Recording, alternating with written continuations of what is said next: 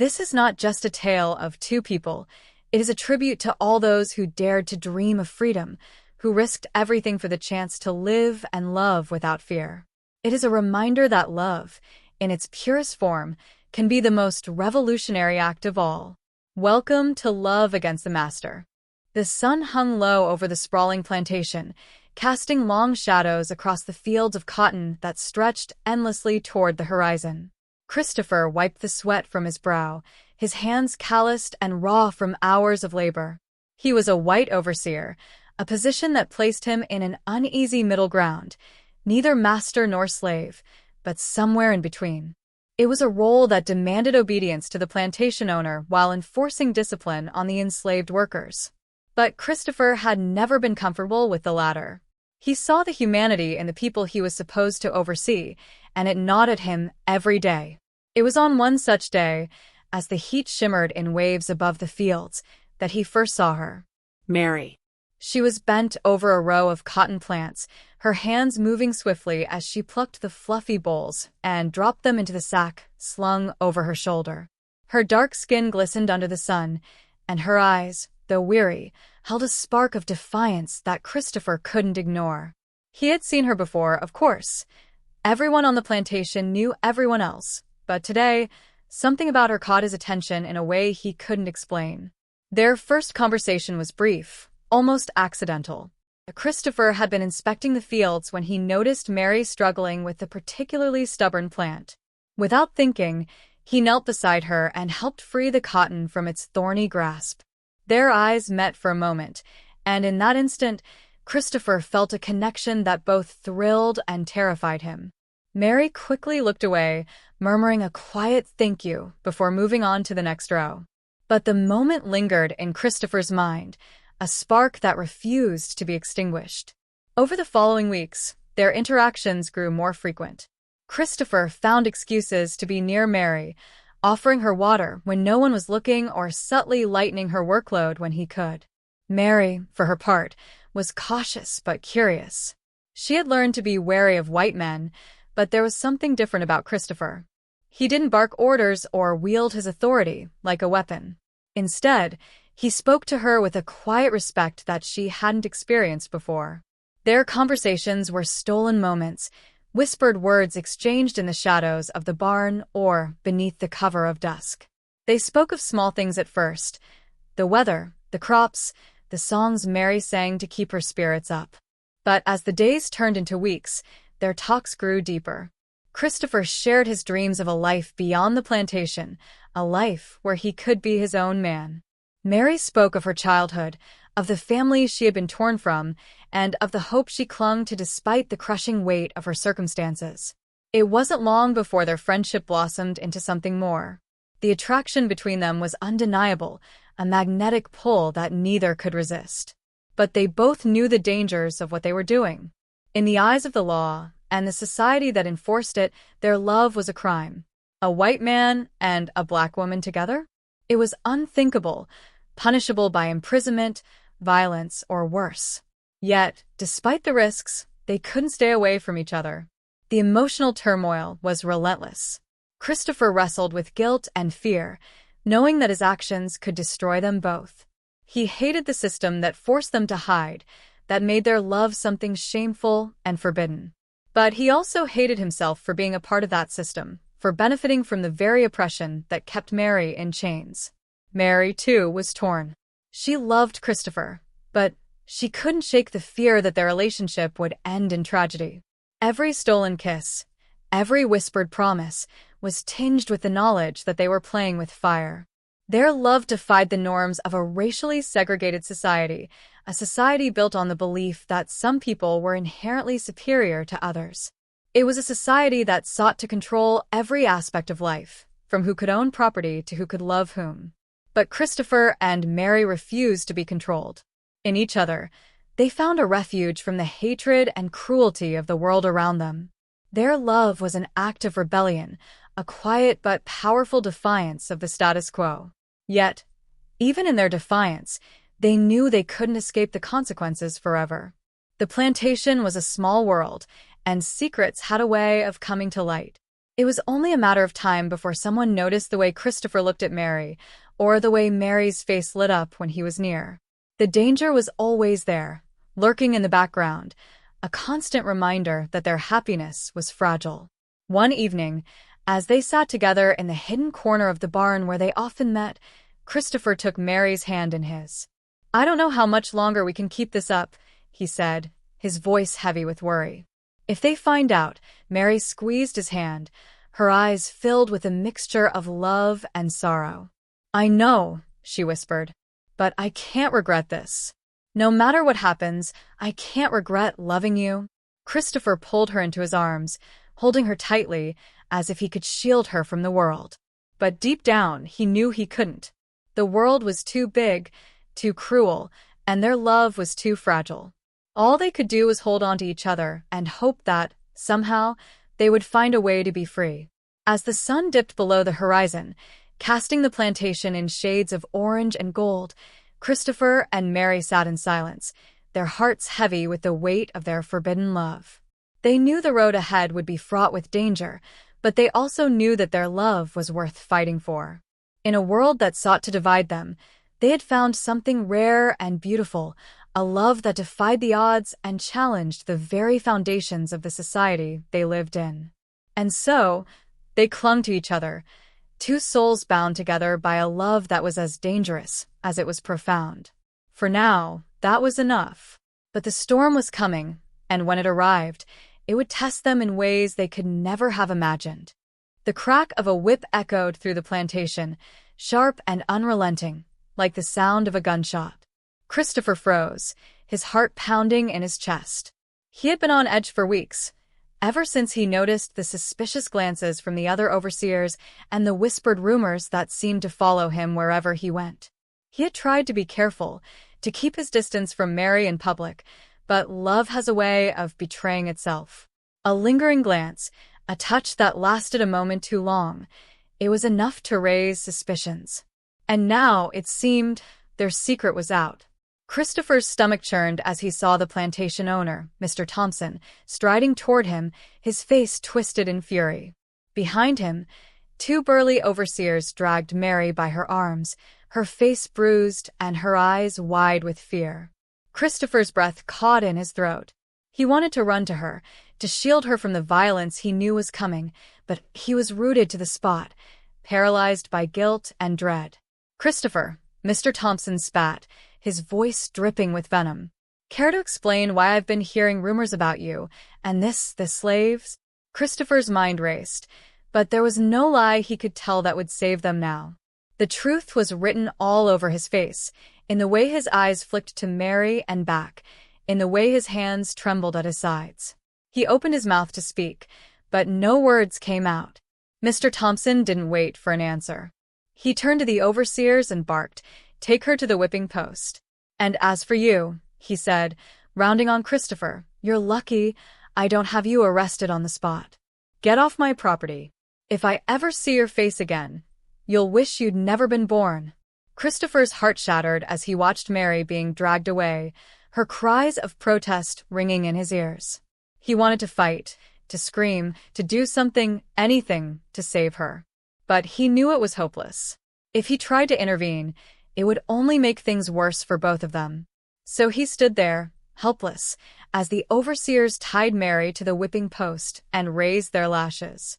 The first crack of the whip against her back made Christopher flinch, as if it had struck him instead.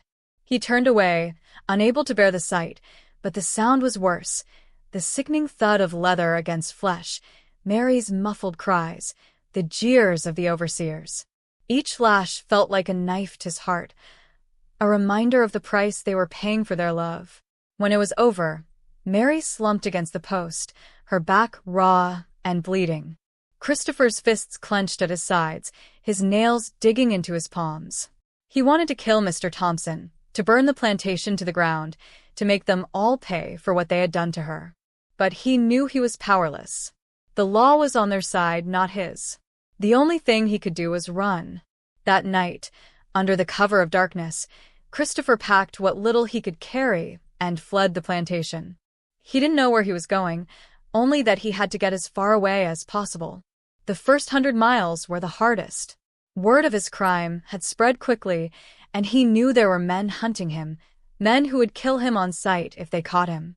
He traveled by night, sticking to back roads and forests, his heart pounding at every sound. He slept in ditches and barns, his dreams haunted by the sound of the whip and the sight of Mary's broken body. But even as he ran, Christopher's thoughts never strayed far from Mary. He wondered if she was still alive, if she had survived the beating, if she hated him for leaving her behind. The guilt was a constant weight on his chest, a reminder of the price she had paid for loving him. He vowed that if he survived, if he could somehow make it to safety, he would find a way to help her. He didn't know how, but he knew he couldn't abandon her. Meanwhile, back on the plantation, Mary was enduring a punishment far worse than the lash. The other slaves, fearing retribution from the overseers, shunned her, treating her as if she were cursed.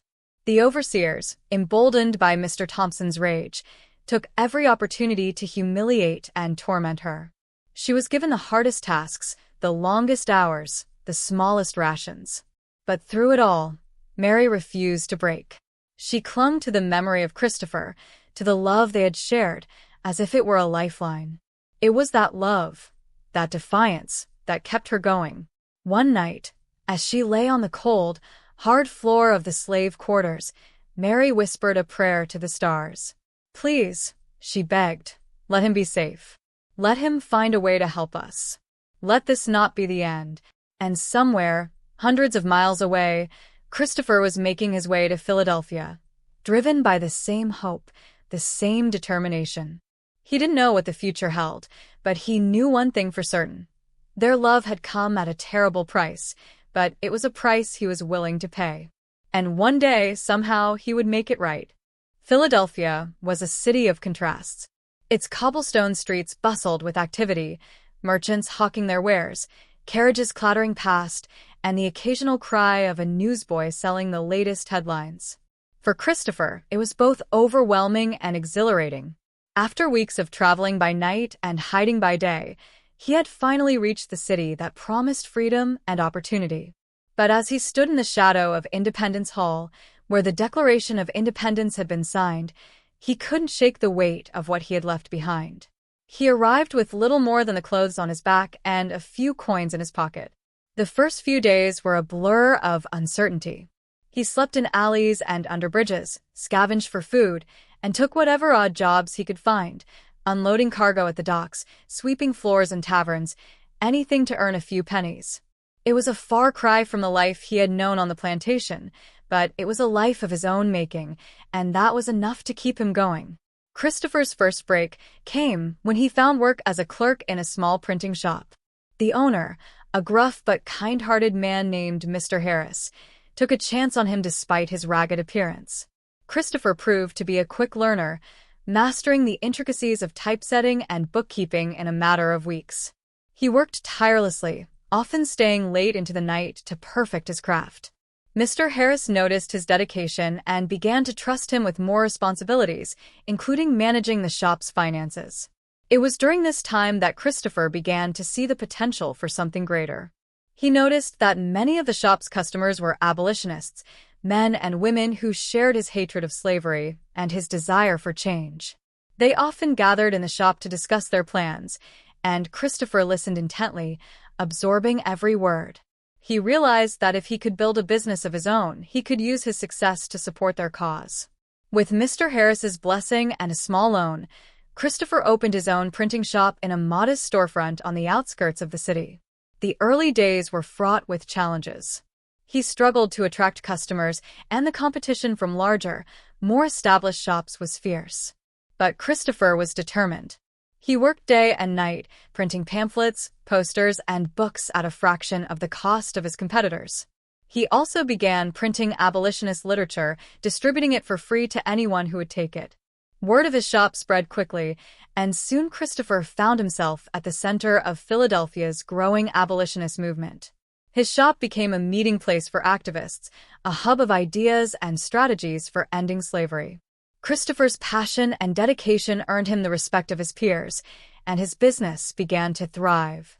He expanded his services, offering not just printing but also bookbinding and stationery, and within a few years, his shop was one of the most successful in the city. But Christopher's success was not without its challenges. As his business grew, so did the threats from those who opposed his views. He received anonymous letters warning him to stop printing abolitionist materials, and his shop was vandalized more than once. There were nights when Christopher lay awake, wondering if he was putting himself and his cause in danger. But every time he thought of Mary, of the suffering she had endured and the love they had shared, he knew he couldn't give up. Christopher's wealth grew alongside his influence. He invested in other businesses, from textiles to shipping, and used his profits to fund abolitionist efforts. He donated money to the Underground Railroad, helping enslaved people escape to freedom, and sponsored lectures and rallies to raise awareness about the horrors of slavery. His success became a tool for fighting injustice, a way to turn the system that had once oppressed him into a force for change. Yet, despite his achievements, Christopher never forgot where he had come from.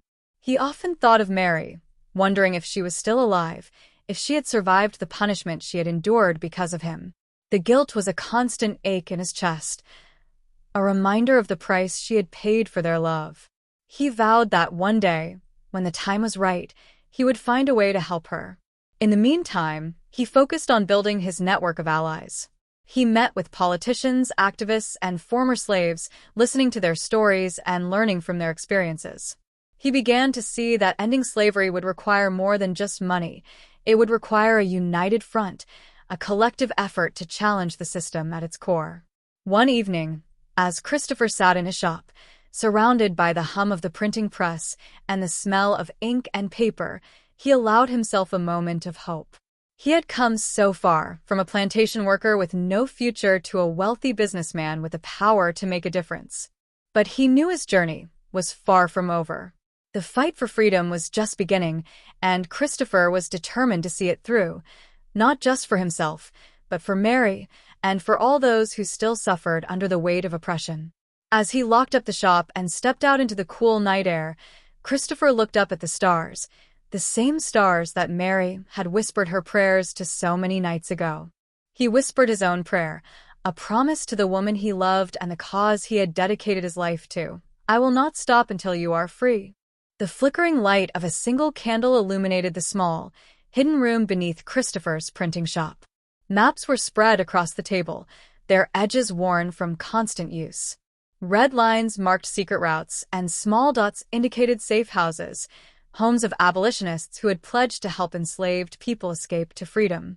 Christopher leaned over the table, his brow furrowed in concentration as he traced a new route with his finger. This was the heart of his secret network, a lifeline for those desperate to escape the horrors of slavery. The idea had come to him gradually, born out of his growing involvement with the abolitionist movement. He had heard stories of daring escapes, of people who risked everything for a chance at freedom. But he had also heard of the failures, of those who were caught, beaten, or worse. Christopher knew that if he was going to help, he needed to do more than just print pamphlets and donate money. He needed to create a system, a network that could guide people to safety. It started small. Christopher reached out to trusted allies, Quakers, free black families, and fellow abolitionists who were willing to open their homes to fugitives. He used his printing shop as a hub, a place where messages could be exchanged and plans could be made.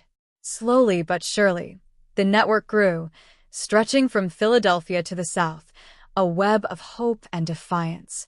But operating such a network came with immense risks. Every person involved was putting their life on the line. If caught, they could face imprisonment, fines, or even death. Christopher knew the danger all too well. He had received threats, his shop had been vandalized, and there were nights when he lay awake, listening for the sound of footsteps outside his door. But he refused to let fear stop him.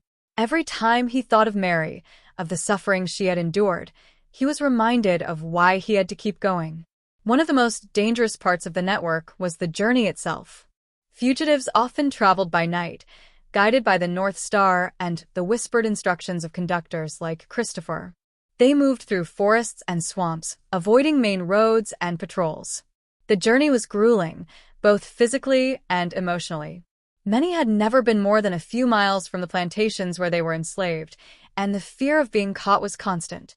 Christopher's role was to coordinate the efforts, to ensure that each leg of the journey was as safe as possible.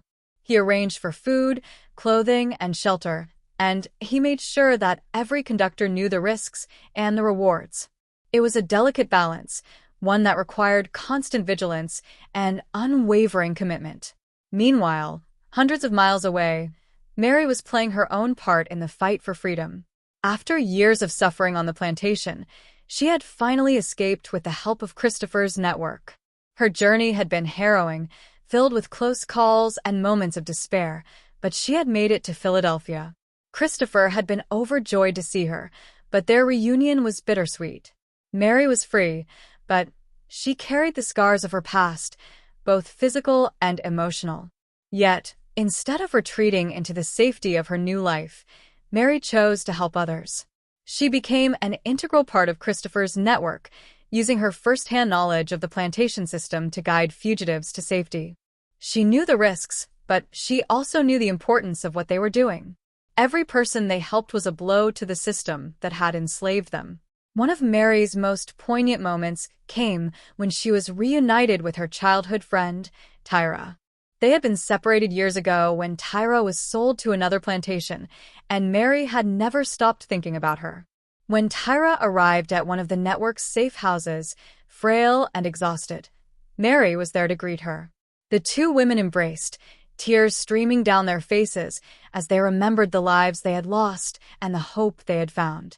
"I never thought I'd see you again," Tyra whispered, her voice trembling. "Neither did I," Mary replied, holding her friend tightly. "But we're here now, and we're going to make sure others have the same chance." Mary's reunion with Tyra became a symbol of the network's purpose, a reminder that every person they helped was someone's child, someone's friend, someone's loved one. It fueled Mary's determination to keep going, even when the risks seemed too great. Back in Philadelphia, Christopher and Mary worked tirelessly to expand the network. They recruited more conductors, established new routes, and raised funds to support their efforts. They knew that every person they helped was a step closer to ending slavery, but they also knew that the road ahead would be long and difficult. One evening, as they sat together in the hidden room beneath the printing shop, Christopher turned to Mary and took her hand. "We're making a difference," he said, his voice filled with quiet determination. "But there's still so much more to do." Mary nodded, her eyes reflecting the flickering candlelight. "We'll keep fighting," she said.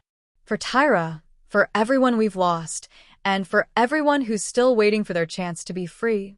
As they sat there, surrounded by maps and plans, Christopher and Mary knew that their work was far from over. But they also knew that they were not alone. They had each other, and they had a growing network of allies who shared their vision of a world without slavery. Together, they would continue to fight, one step at a time, until freedom was not just a dream, but a reality for all. The small house on the outskirts of Philadelphia was modest but warm, filled with the sounds of laughter and the pitter-patter of little feet. Christopher and Mary had built a life together there, a life that defied the laws and norms of the society around them. They were not legally married, such a union was forbidden, but in every way that mattered, they were a family. Together, they raised 5 children, each one a testament to their love and resilience. Mary had thrown herself into motherhood with the same determination she had shown in her fight for freedom. She taught their children to read and write, skills that had been denied to her as a child. She told them stories of courage and hope, instilling in them the values of equality and justice. Christopher, meanwhile, worked tirelessly to provide for their family, his printing shop thriving as a hub of abolitionist activity. But their life was not without its challenges. The constant threat of discovery loomed over them like a shadow. They lived in a world that did not accept their love, a world that would punish them if their secret was ever revealed. To the outside world, Christopher was a successful businessman and a respected member of the abolitionist movement. Mary was his housekeeper, a role that allowed her to stay close to him without raising suspicion. But behind closed doors, they were partners in every sense of the word, bound together by a love that had endured unimaginable trials. Their children, too, had to live with the weight of their parents' secret. They were taught to be cautious, to never speak of their family to outsiders.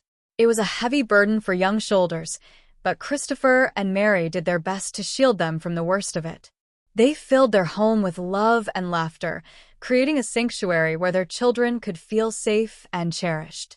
As the years passed, Mary's role in the fight for freedom began to shift.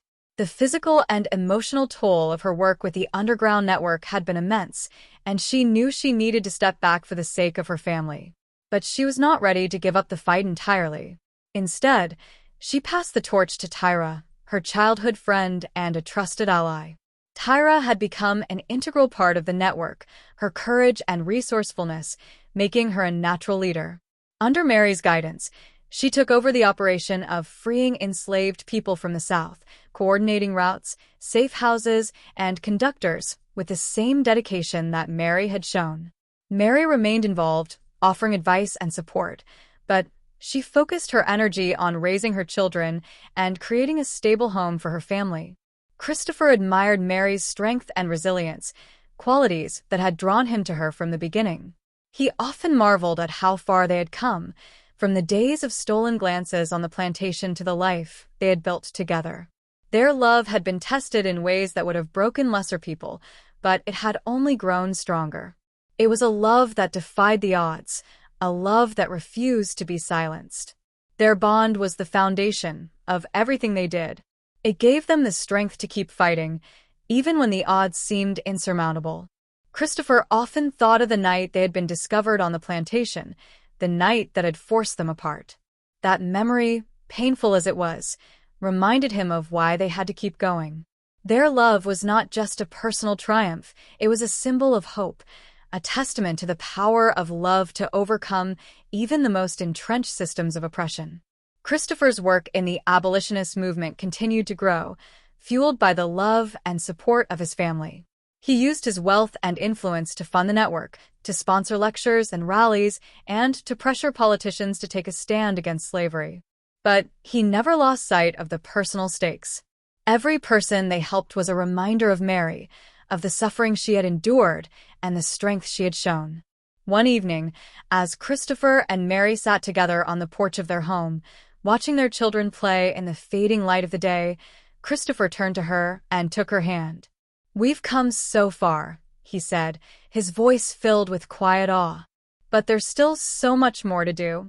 Mary nodded, her eyes reflecting the golden hues of the sunset. "We'll keep fighting," she said. "For our children, for Tyra, for everyone who's still waiting for their chance to be free."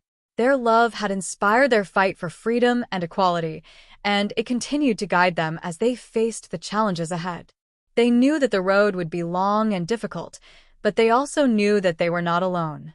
They had each other, and they had a growing network of allies who shared their vision of a better world. As they sat there, hand in hand, Christopher and Mary felt a sense of peace. They had built a life together, a life filled with love and purpose. And though the world around them was still far from perfect, they knew that their love was a force for change, a light that could not be extinguished. Together, they would continue to fight, not just for themselves, but for the future they believed in, a future where love and freedom were not the exception, but the rule. Christopher sat at his desk, the flickering light of an oil lamp casting long shadows across the room.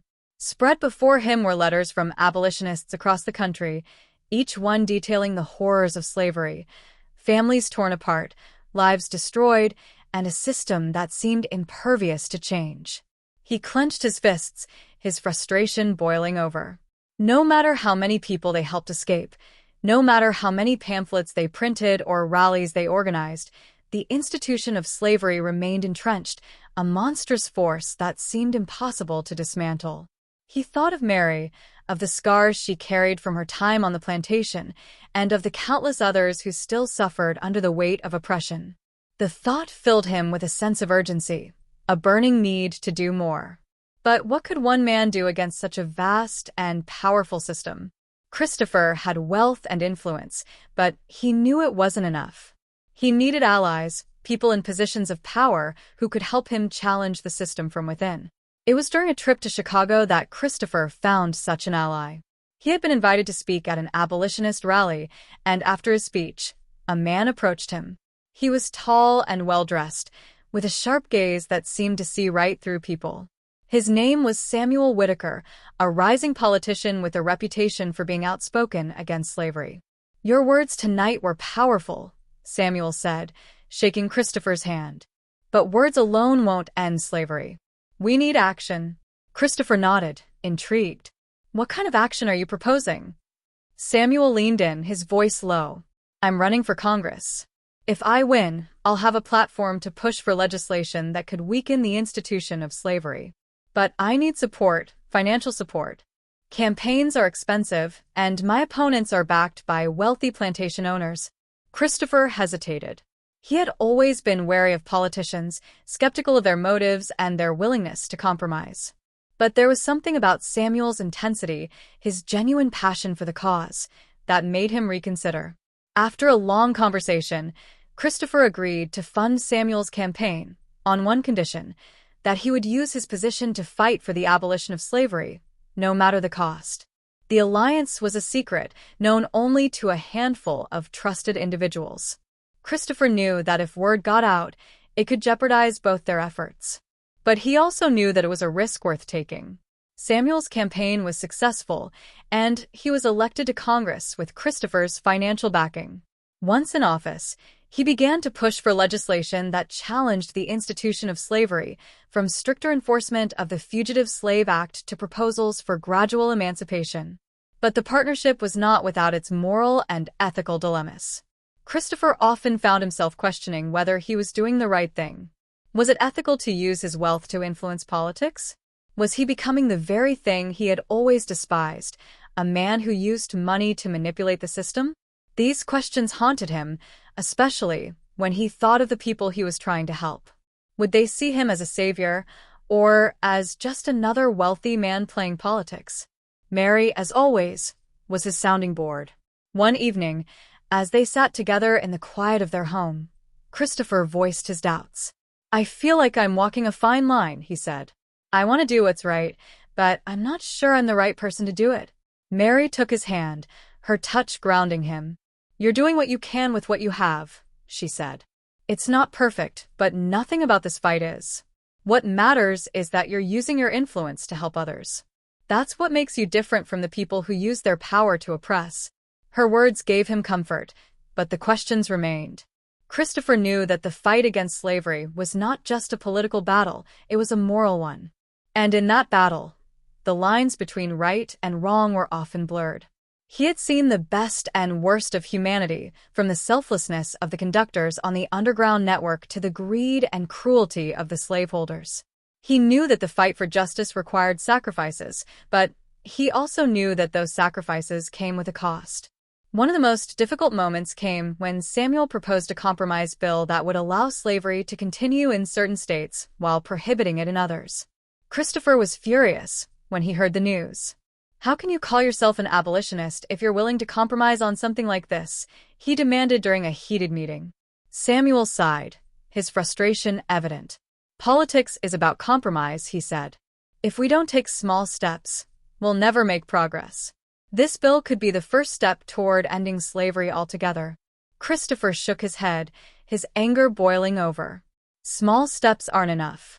Not when people's lives are at stake. The disagreement strained their alliance, but it also forced Christopher to confront the complexities of the fight. He realized that change was not always straightforward, that progress often came in fits and starts. It was a difficult lesson, but one that he needed to learn. Despite the challenges, Christopher remained committed to the cause. He continued to fund Samuel's efforts, even when he disagreed with his methods. He also expanded his own work, using his wealth to support schools for freed slaves, to fund legal challenges to the institution of slavery, and to provide resources for those who had escaped to freedom. As the years passed, Christopher's frustration with the institution of slavery never waned, but it was tempered by a sense of purpose. He knew that the fight was far from over, but he also knew that he was not alone. He had Mary, his children, and a network of allies who shared his vision. Together, they would continue to fight, not just for the end of slavery, but for a world where justice and equality were not just ideals, but realities. And though the road ahead was uncertain, Christopher knew one thing for sure. He would never stop fighting. Not for Mary, not for their children, and not for the countless others who still dreamed of freedom. "They'll be here soon," Tyra whispered, placing a steadying hand on Clara's arm. "Just a little longer." Clara nodded, but her eyes darted nervously toward the tree line. "What if they find us?" "They won't," Tyra said firmly, though her own heart raced. She had learned to mask her fear, to turn it into fuel. Every fugitive she helped carried a piece of her past with them, a reminder of the chains she had broken and the ones still waiting to be shattered. Tyra's commitment to the underground network had only deepened after her own escape. Freedom, she had quickly realized, was not a gift to be hoarded, but a torch to be passed. She remembered the nights she'd spent huddled in safe houses, the faces of those who had risked everything to guide her north. Most of all, she remembered Mary, her childhood friend, who had pulled her from the abyss of despair and given her a purpose. Now it was Tyra's turn to do the same for others. Under her leadership, the network had grown bolder. She established new routes through treacherous territories, forged alliances with free Black communities, and even convinced sympathetic riverboat captains to ferry fugitives across the Ohio River under cover of darkness. But with every success came greater risks. Slave catchers patrolled the border states, their hounds and rifles a constant threat. Bounty posters with Tyra's name began appearing in towns along the route, accusing her of stealing property and offering rewards for her capture. Yet Tyra refused to retreat. "They took enough from us," she told her fellow conductors. "They won't take our courage." One bitterly cold evening, Tyra arrived at a safe house in Indiana to find a letter waiting for her. It was from Mary, now living in Philadelphia with Christopher and their children. Mary's words were a balm to Tyra's weary soul. "I think of you every day, my friend. What you're doing, it matters. Remember the games we played as children, how we vowed to never leave anyone behind. You're keeping that promise. You are my heart, and you are theirs." Tyra folded the letter and pressed it to her chest, tears stinging her eyes. Mary's faith in her was a lifeline, a reminder that their fight was not just about survival, but about solidarity. That solidarity was tested weeks later when Tyra orchestrated the escape of a family of 4 from a Tennessee plantation. The journey went awry when a conductor betrayed them, leading slave catchers to their hiding place. Tyra barely escaped, guiding the family through a snowstorm to a cave along the riverbank. For 2 days, they huddled together, sharing meager rations and whispering stories to keep their spirits alive. The youngest child, a boy named Eli, clung to Tyra, his small hands freezing in hers. "Tell me about the North," Eli murmured through chattering teeth. Tyra wrapped her arms around him. "It's a place where you can grow up to be whatever you want," she said. "A teacher, a carpenter, a poet, no one owns you there." "Will I see my mama again?" he asked. Tyra's throat tightened. The boy's mother had been sold away years ago, a wound he carried silently. "I don't know," she said honestly. "But I promise you'll never be alone." When the coast finally cleared, Tyra led the family to a waiting wagon, her resolve hardened. The betrayal had shaken her, but it had also revealed the unbreakable bonds forming among those she helped. The fugitives, once strangers, now moved as one, sharing food, tending wounds, and shielding one another from danger. Their solidarity was a quiet rebellion, a refusal to let the system strip them of their humanity. Back in Philadelphia, Mary followed Tyra's efforts through coded letters and whispered updates. She marveled at her friend's bravery, but guilt gnawed at her. "I should be out there with her," she told Christopher one night as they sat by the fire. Christopher shook his head. "You've given enough. You built this foundation. Let Tyra carry it forward." Mary stared into the flames, her mind drifting to the past. "When we were girls, Tyra once stole an extra portion of cornmeal for me because I was too weak to work. She's always put others first. I need her to know she's not alone. She knows, Christopher said softly. That's why she keeps fighting. By the time spring arrived, Tyra's network had helped over 100 people escape to freedom. But for Tyra, the numbers were not what mattered. It was the moments of connection. The mother who kissed her hands in gratitude, the old man who wept as he crossed into free territory, the teenagers who vowed to join the fight, that fueled her. One evening, as she prepared to guide another group across the river, Clara, the woman she had helped months earlier, appeared at her side.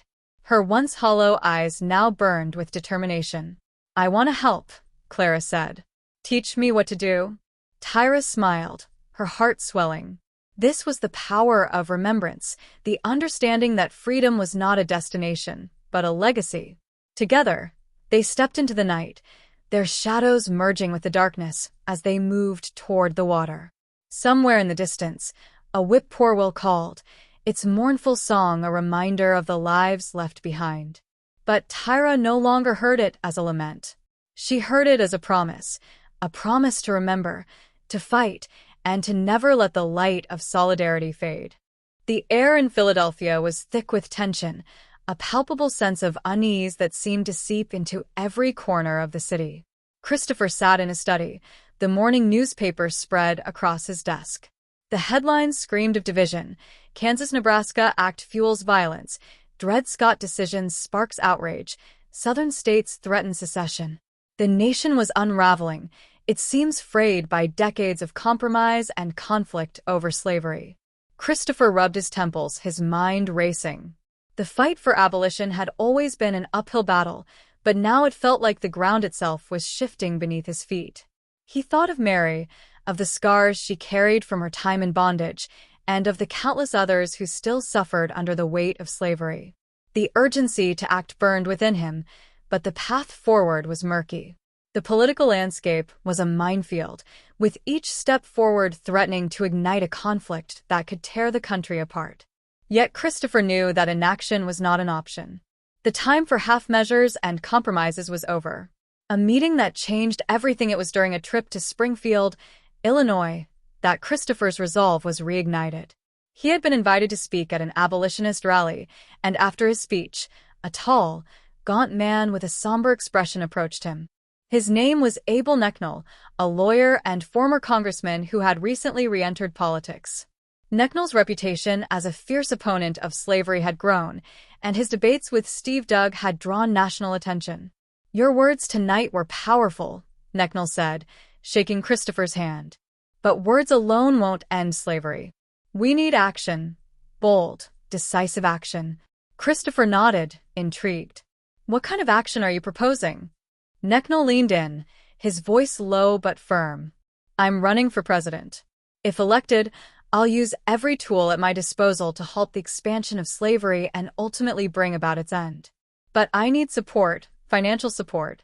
Campaigns are expensive, and my opponents are backed by wealthy plantation owners. Christopher studied Knechtnell's face, searching for sincerity. What he saw was a man burdened by the weight of the nation's moral crisis, a man who understood the stakes. After a long conversation, Christopher agreed to fund Knechtnell's campaign, on one condition, that Knechtnell would never waver in his commitment to ending slavery. You have my word, Knechtnell said, his gaze steady. This is not just politics for me. It's a matter of conscience. Funding the fight. Christopher's financial support became a cornerstone of Knechtnell's campaign. He used his wealth to fund rallies, print campaign materials, and mobilize voters in key states. But his contributions went beyond money. Christopher's network of abolitionist allies became a powerful force, spreading Knechtnell's message and countering the propaganda of pro-slavery candidates. The impact was immediate.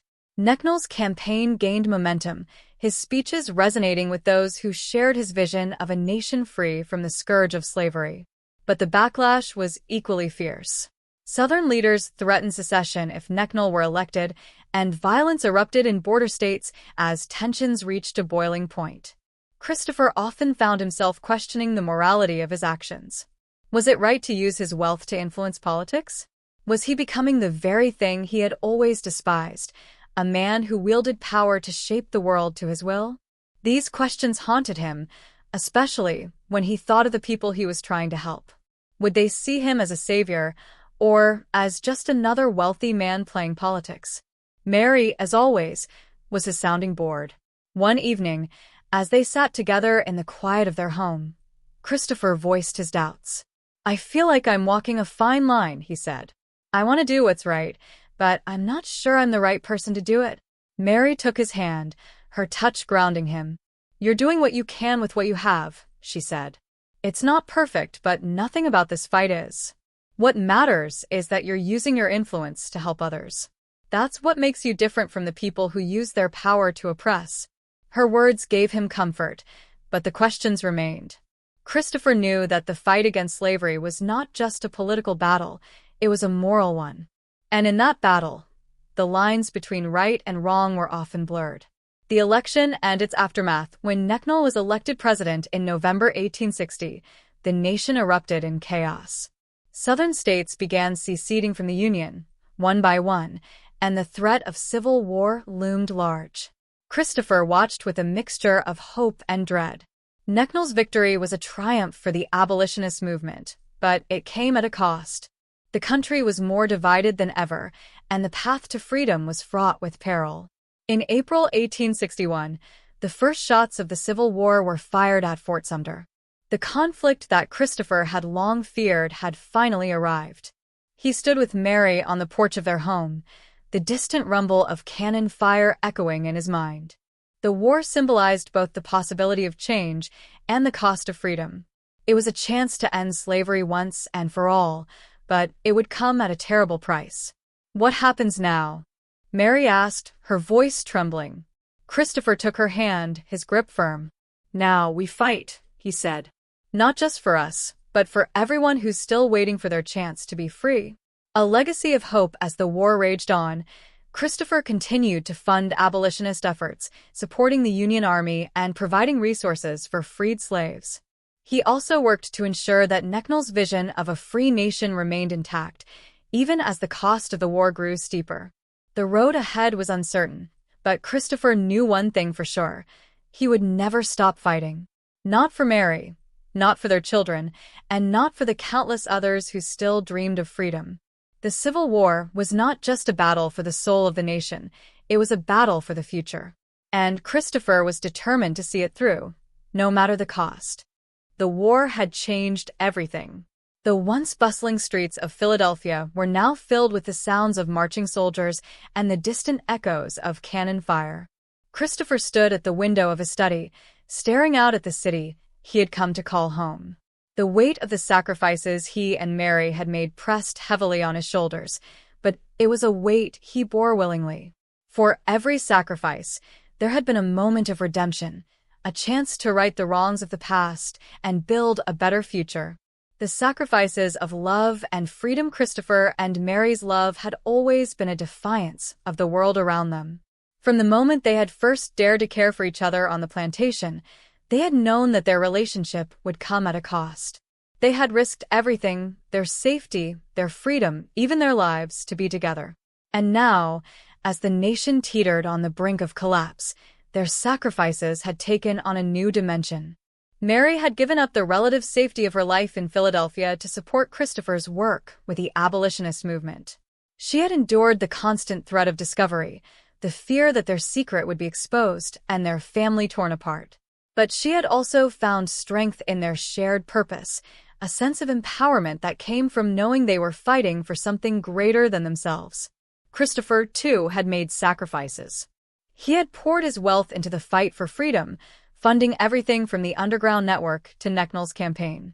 He had risked his reputation, his business, and his life to challenge the institution of slavery. But the greatest sacrifice of all was the guilt he carried, the knowledge that he had once been complicit in the very system he now fought to destroy.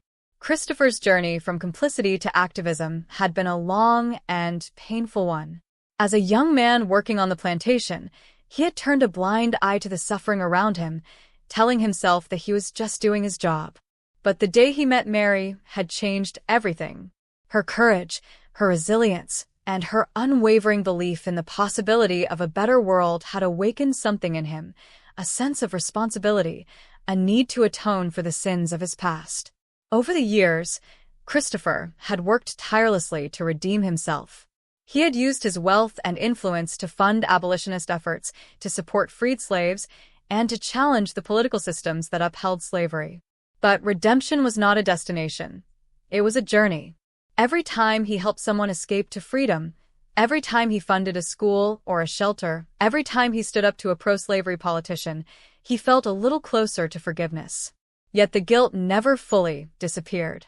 It lingered in the quiet moments, in the faces of those he couldn't save, in the memories of the life he had once lived. But Christopher had learned to carry that guilt, to let it fuel his determination rather than consume him. He knew that he could never undo the past, but he could shape the future, and that was enough. Mary's journey had been one of transformation. She had started as a victim of slavery, her spirit nearly broken by the cruelty and injustice she had endured. But through her love for Christopher and her commitment to the fight for freedom, she had found a strength she never knew she possessed. Her work with the Underground Network had been a turning point. Helping others escape to freedom had given her a sense of purpose, a way to reclaim the power that had been stolen from her. And when she had passed the torch to Tyra, her childhood friend, she had found a new role, one that allowed her to focus on her family while still contributing to the cause. Mary's empowerment was not just about her own freedom, it was about the freedom of others. She had become a symbol of hope, a living testament to the resilience of the human spirit. Her story inspired those around her, from the fugitives she helped to the abolitionists who fought alongside her. And though the scars of her past would always remain, they were a reminder of how far she had come. As the war raged on, Christopher and Mary found solace in their shared purpose. They had sacrificed so much, but they had also gained so much, a love that had endured unimaginable trials, a family that was a testament to their resilience, and a legacy of hope that would outlast them both. One evening, as they sat together by the fire, Christopher turned to Mary and took her hand. "We've come so far," he said, his voice filled with quiet awe. "But there's still so much more to do." Mary nodded, her eyes reflecting the flickering flames. "We'll keep fighting," she said. "For our children, for Tyra, for everyone who's still waiting for their chance to be free." Their love had always been a defiance of the world around them, a refusal to accept the status quo. And now, as they faced the uncertainties of war, that love was a source of strength, a reminder that even in the darkest times, there was hope. The cost of freedom, the sacrifices Christopher and Mary had made were not just personal. They were part of a larger struggle, a fight for the soul of the nation. The Civil War was a brutal reminder of the cost of freedom, but it was also a chance for redemption for individuals, for communities, and for the country as a whole. As Christopher and Mary looked to the future, they knew that the road ahead would be long and difficult. But they also knew that they were not alone. They had each other, they had their family, and they had a growing network of allies who shared their vision of a better world. Together, they would continue to fight, not just for themselves, but for the countless others who still dreamed of freedom. Their sacrifices had been great, but their redemption was greater, a testament to the power of love, resilience, and the unyielding belief in the possibility of change. Christopher and Mary had not faded. It lived on in the hearts and minds of those who had known them, in the whispered tales of their courage and defiance, and in the legacy of love and resistance they had left behind. Their story was more than just a personal triumph. It was a testament to the power of love to inspire change, even in the face of overwhelming odds. Christopher and Mary's love had always been a defiance of the world around them. From the moment they had first dared to care for each other on the plantation, they had known that their relationship would come at a cost. But they had also known that their love was worth fighting for.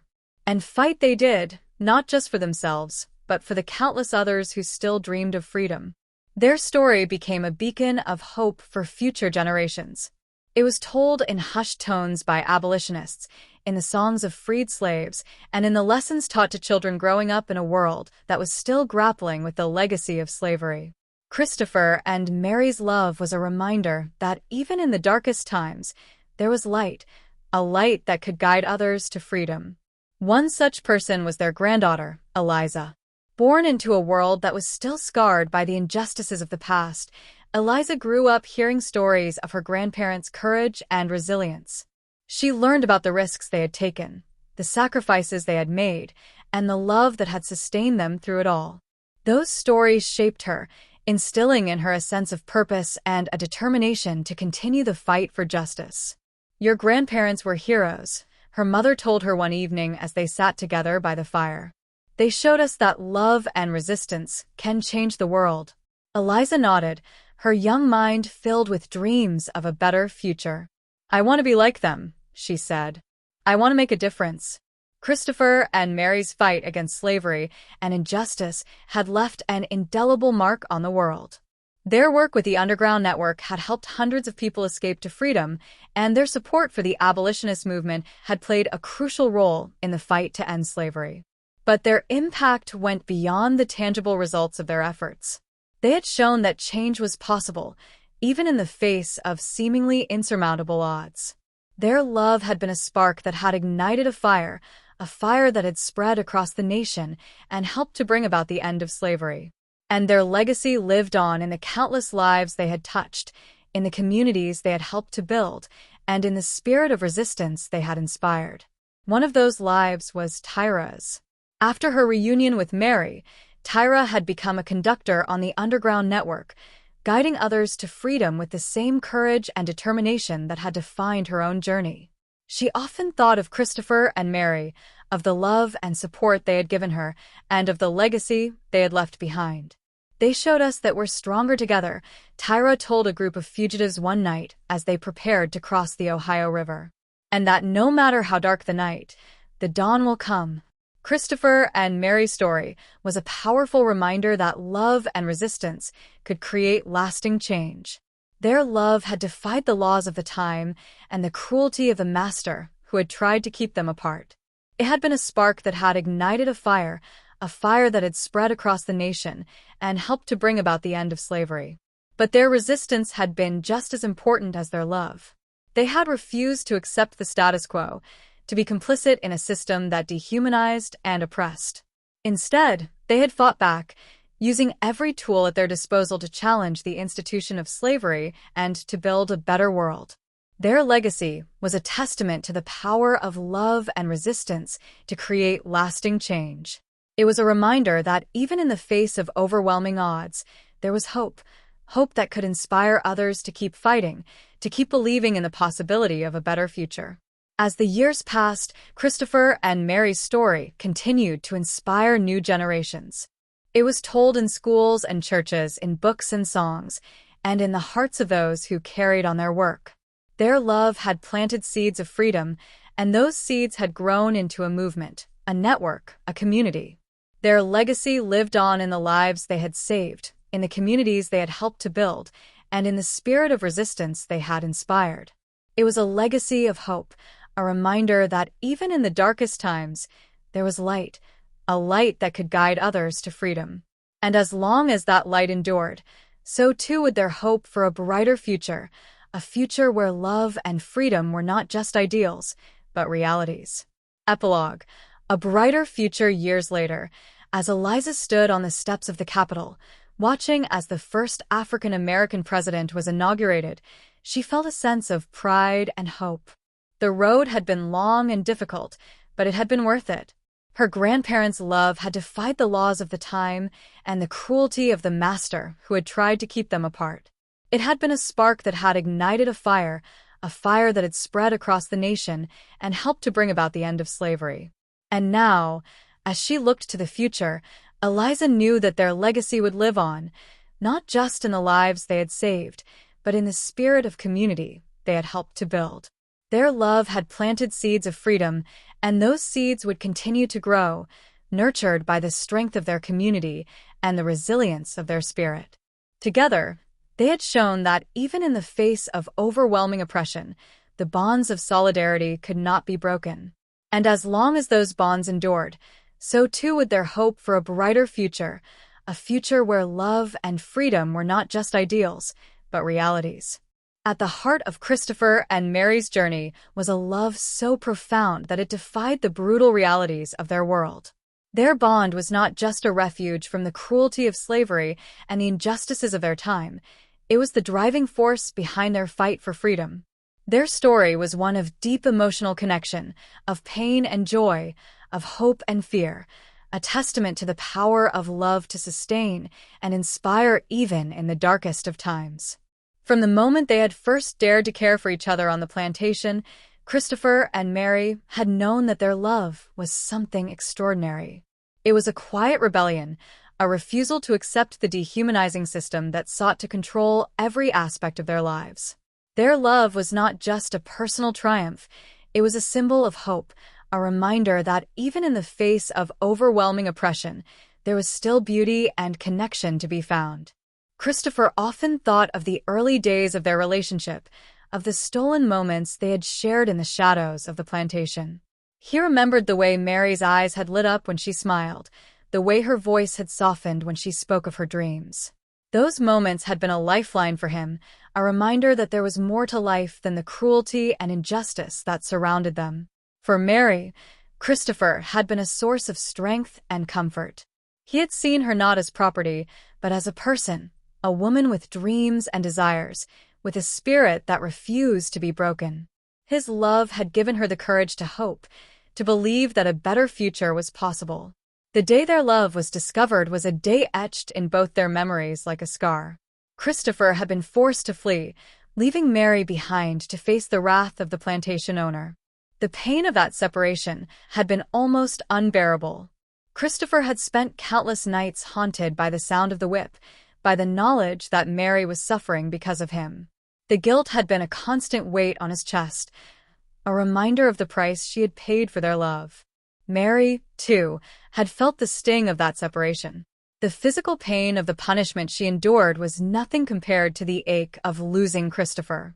She had clung to the memory of his love, to the hope that one day they would be reunited. But as the days turned into weeks and the weeks into months, that hope had begun to fade. Yet, even in their darkest moments, their love had sustained them. Christopher had carried Mary's memory with him like a talisman, a reminder of why he had to keep fighting. And Mary had drawn strength from the knowledge that Christopher was out there somewhere, working to build a better future for them both.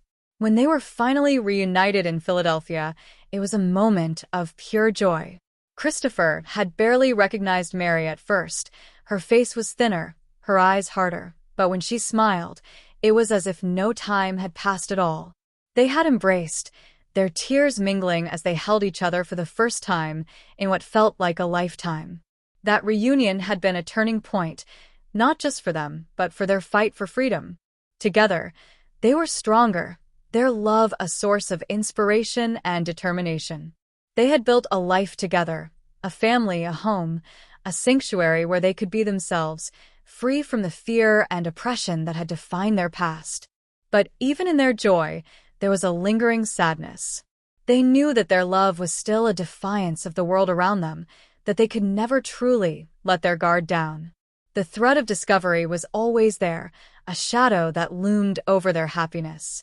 The fight for freedom was a constant balancing act between hope and fear.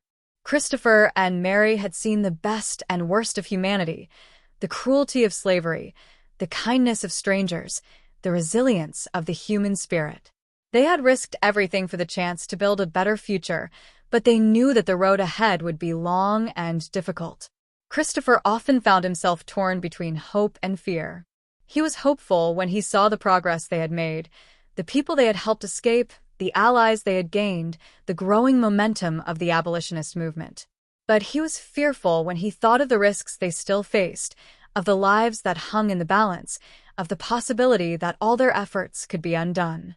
Mary, too, felt that tension. She was hopeful when she saw the strength and resilience of their children, when she thought of the legacy they were building. But she was fearful when she remembered the pain of her past, when she thought of the countless others who were still suffering.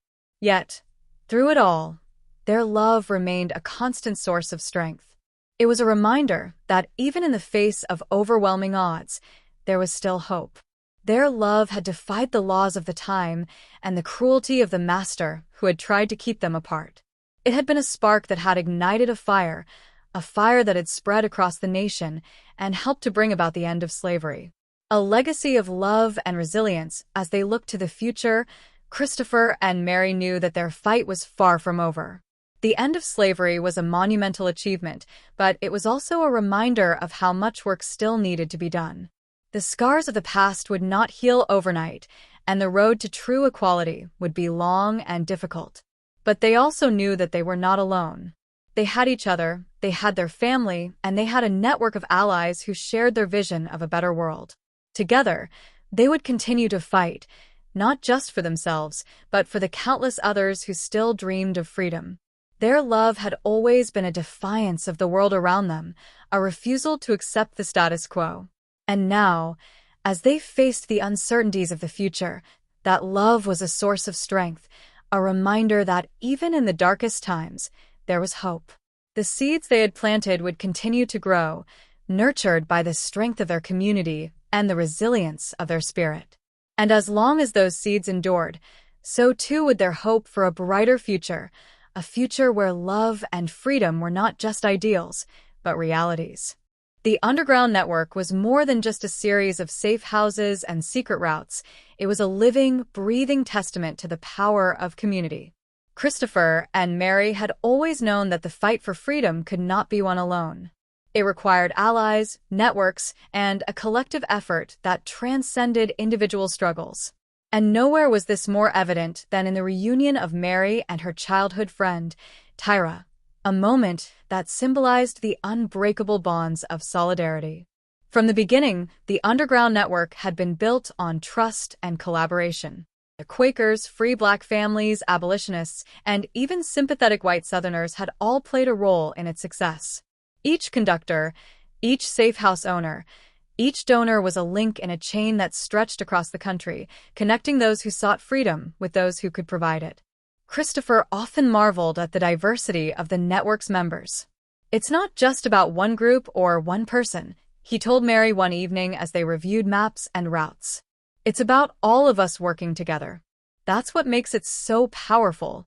Mary nodded, her mind drifting to the countless faces she had encountered along the way.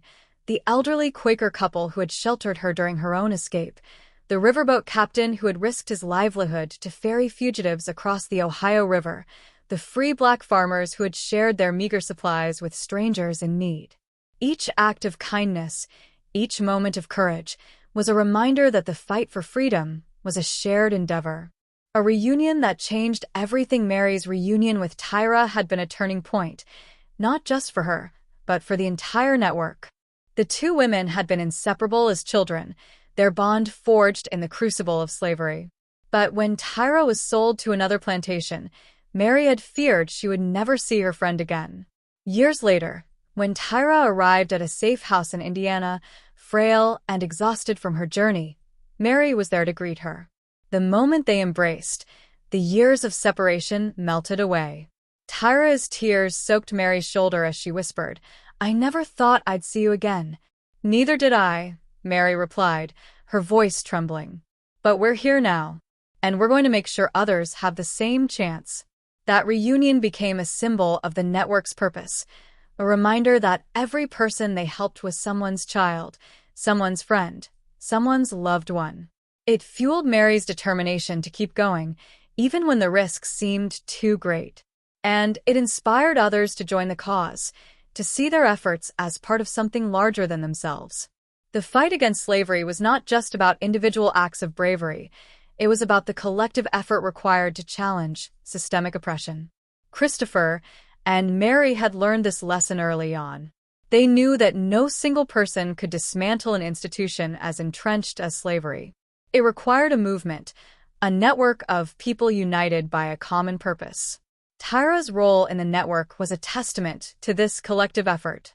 After her reunion with Mary, she had thrown herself into the work, using her first-hand knowledge of the plantation system to guide others to freedom. She became a conductor, a mentor, and a source of hope for those who had lost everything. Her journey from fugitive to freedom fighter was a powerful reminder that the strength of the community lay in its ability to uplift and empower its members. But the work was not without its challenges. The network faced constant threats, from slave catchers and bounty hunters to betrayal from within. Every success was hard-won, every failure a painful reminder of the stakes. Yet, through it all, the bonds of solidarity held firm. Fugitives who had once been strangers became family, sharing food, shelter, and stories of resilience. Conductors risked their lives to guide others to safety, knowing that their actions could mean the difference between life and death. As the war raged on, the strength of the community became more important than ever. Christopher and Mary watched as their network expanded, reaching into the heart of the Confederacy and beyond. They saw how the collective effort of countless individuals, black and white, free and enslaved, was slowly but surely chipping away at the foundations of slavery. One evening, as they sat together in the quiet of their home, Christopher turned to Mary and said, "We've built something extraordinary, something that will outlast us." Mary smiled, her eyes filled with pride. "It's not just us," she said. "It's everyone who's ever risked something to help someone else." That's what makes it so powerful. Their love had always been a defiance of the world around them, but it was their commitment to community that had given them the strength to keep fighting. Together, they had shown that even in the face of overwhelming oppression, the bonds of solidarity could not be broken. Mary often thought of Tyra and the countless others who had passed through the network. She remembered their faces, their stories, their courage. And she knew that their legacy would live on, not just in the lives they had saved, but in the spirit of community they had helped to build. As the war drew to a close and the promise of freedom grew closer, Christopher and Mary looked to the future with hope. They knew that the fight was far from over, but they also knew that they were not alone. They had each other, they had their family, and they had a network of allies who shared their vision of a better world. Together, they would continue to fight, not just for themselves, but for the countless others who still dreamed of freedom. Their strength lay in their community, a community built on love, resilience, and the unyielding belief in the power of solidarity. And as long as that community endured, so too would their hope for a brighter future. The cannons had fallen silent, but the echoes of war still reverberated across the nation. The Civil War, a conflict born of division and fueled by the moral crisis of slavery, had come to an end. For Christopher and Mary, the war had been a turning point, a brutal but necessary struggle that had reshaped the course of their lives and the destiny of their country. As they stood on the porch of their Philadelphia home, watching the sun rise over a changed world, they felt a mixture of hope and uncertainty. The fight for freedom had been long and arduous, but it was far from over. The war had been a crucible, testing the strength and resolve of everyone who had fought in it. For Christopher, it had been a chance to atone for the sins of his past, to use his wealth and influence to support the Union cause and the abolitionist movement. He had funded everything from medical supplies for soldiers to schools for freed slaves, his commitment to the fight unwavering even in the darkest days of the conflict. For Mary, the war had been a reminder of the resilience of the human spirit.